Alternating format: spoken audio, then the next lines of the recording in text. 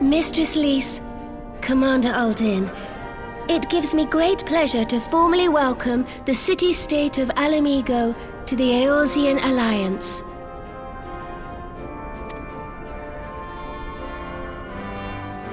The pleasure is ours, Your Grace. I know I speak for all Alamegans when I say that we are glad of this chance to stand with our comrades of the Alliance. And we, for our part, are glad indeed to be able to welcome friends both old and new. Lord Hien of Doma, at your service. Pray, accept my heartfelt thanks for your generous invitation. Nay, 'tis we who must thank you for journeying so far. And 'twould be remiss of me not to acknowledge the part the Scions of the Seventh Dawn have played in bringing all of us together. In times of great unrest, you and yours have been our constant companions, without whom we would not be here. With apologies to Lord Hien and Mistress Alisaie, it occurs to me that we have not gathered in this way since that fateful day in Uldar. The day I lost my arm and my freedom. As I lay in my cell, never did I dream that I would one day be given the chance to represent my homeland at this council. I would not even be alive had you not plucked me from the jaws of death. You, Yugiri, and Alphino.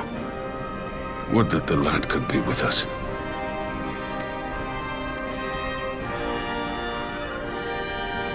I too owe my presence here to Alphino, in so many ways. Until such time as he returns, I mean to carry on his good work as best I can.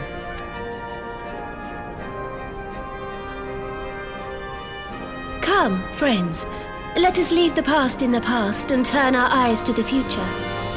My Lord Hien, pray, tell us how things stand in the East.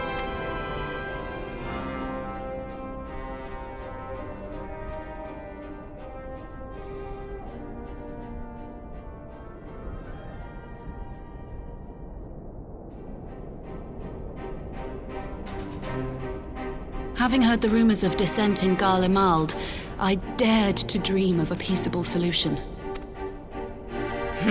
The Empire will not so easily change its ways. If the Garleans have a mind to take back Doma and Alamigo, we'll be hard-pressed to stop them, even with the might of 6 nations. But while we lack the strength to fight the tide, a course may yet present itself, if we read the winds aright. The winds suggest but one course to me. One which leads from the sea unto the river and thence to the source of all our woes. The Ascians. Indeed. All here have felt their blighted touch. It was the bringers of chaos who nurtured the Archbishop's tyrannical ambitions. They who bestowed upon him the secrets of summoning, as they have so many others before and since. And while they remain, we shall know no peace. Our objective is clear. The question is how to achieve it. That our enemy parades about in Xenos' skin poses problems in itself, but ere we get to them, how are we to infiltrate the Empire and get close enough to strike?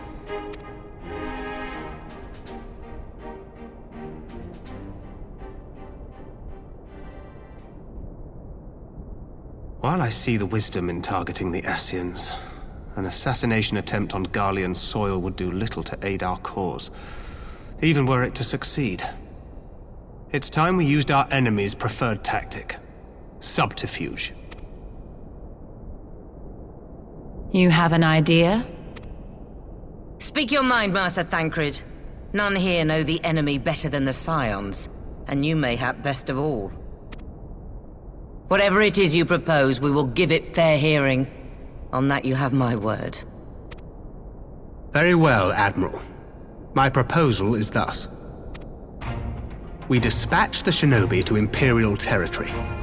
There, they sow the rumor that the Crown Prince perished in the battle for Alamigo, and that the man parading around is in fact a corpse inhabited by a servant of darkness.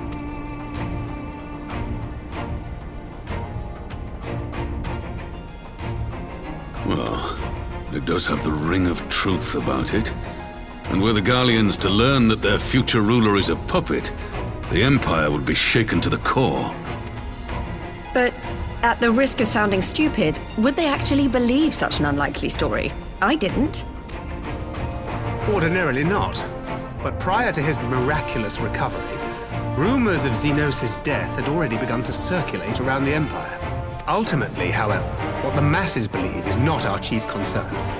Our true objective is to create an opening for rival factions within Garlemald to exploit. Just as a war of succession erupted in the wake of Emperor Solus' death. A war which raged until but recently, plunging the Imperial House into disarray as nephew and uncle grappled for the throne. It is no coincidence that one of Varus' first acts as Emperor was to name Xenos heir apparent, family feuds being so tiresome when armies are involved. Not all welcomed his choice of successor, however. There is no shortage of individuals who aspire to the throne, who would jump at any chance to seize power. The news that Xenos is not only dead, but a puppet to diabolical forces, would be too enticing to ignore. The Empire would not be quick to recover from a second war of succession. I am no stranger to infiltrating Imperial territory. With a team of operatives gathered from among the Alliance's finest, the plan should have a reasonable chance of success. Doma already has shinobi in place throughout the provinces. We stand ready to act, and act we must. What say you all?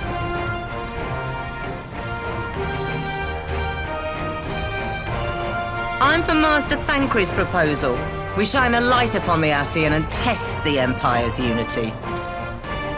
'Twas his plot that scuttled Doma's negotiations, was it not? Why then, if we can eliminate him, there may yet be a chance for peace. Let us wage this war of subterfuge, that we may one day lay down our arms. Gods know we never will while the Ascians remain.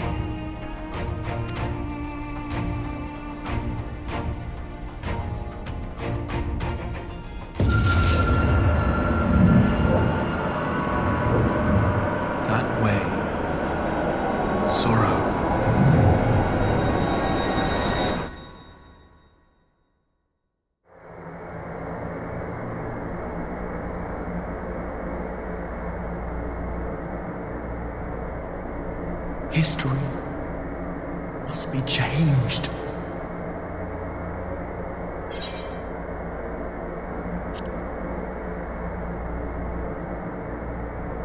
Ahead looms a calamity. Ahead looms light, expunging all form and life. Twin dooms only you can forestall. Only you. What's the matter?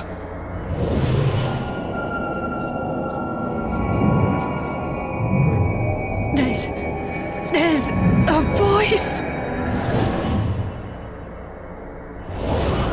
Spies in our midst? Nay, I sense no such presence. Let expanse contract, eon become instant. Throw wide the gates that we may pass.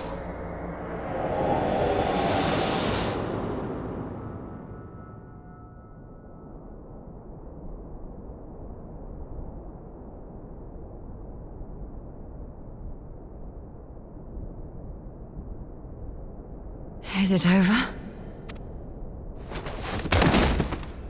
Master Thancred!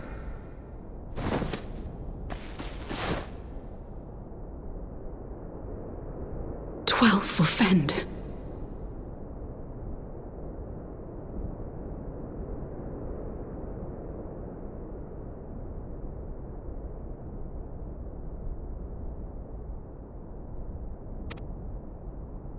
Bear him to a private chamber. Have every healer make ready. Swiftly!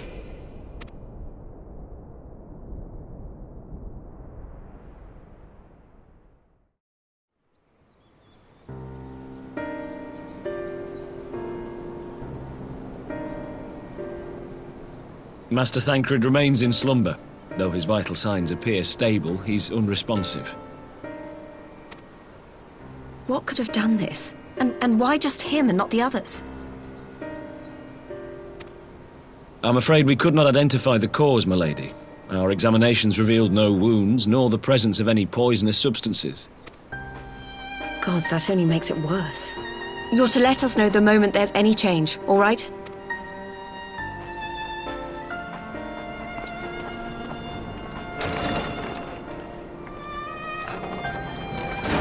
Thank you for coming. Knowing Thancred, he would apologize for being otherwise engaged at so crucial a juncture. In gifting us a course of action, Thancred sowed the seed of all that is to follow. We have but to nurture it as best we can. To him, I would say, rest easy, that he may wake to enjoy the fruits of our labors. Now, the matter of the mysterious voice must not be forgotten. Will you tell me exactly what happened? Alize and I heard a voice in the moments before Thancred collapsed. It was accompanied by a severe headache, as if something were clutching at our minds. Did you experience the same thing?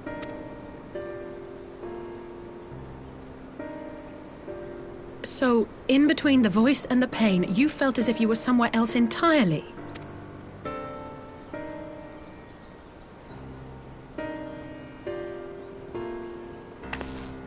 Your testimony confirms my suspicion.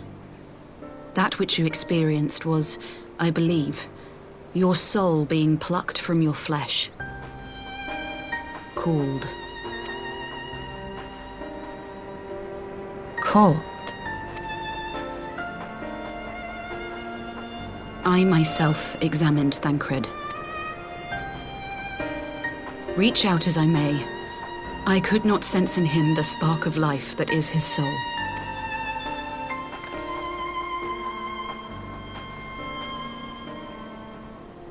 That Thancred alone was stricken so is likely due to his heightened sensitivity to the effects of ether, a consequence of his prior possession by the Ascian La Hebrea.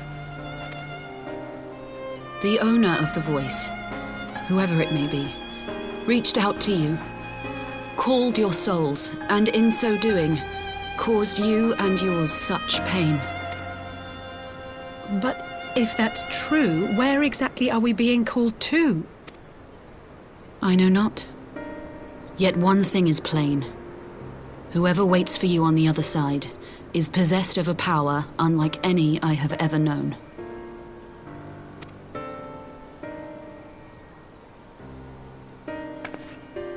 Forgive us, Lys, but may we leave Thancred in your care for a time?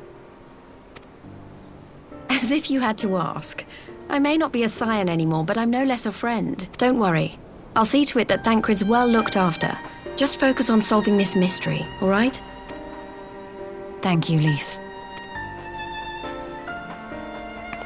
As the Elder Seedseer says, 'tis no ordinary individual we are dealing with. Nor can we discount the possibility of Ascian involvement. Whoever or whatever is behind this, the sooner we find out, the better.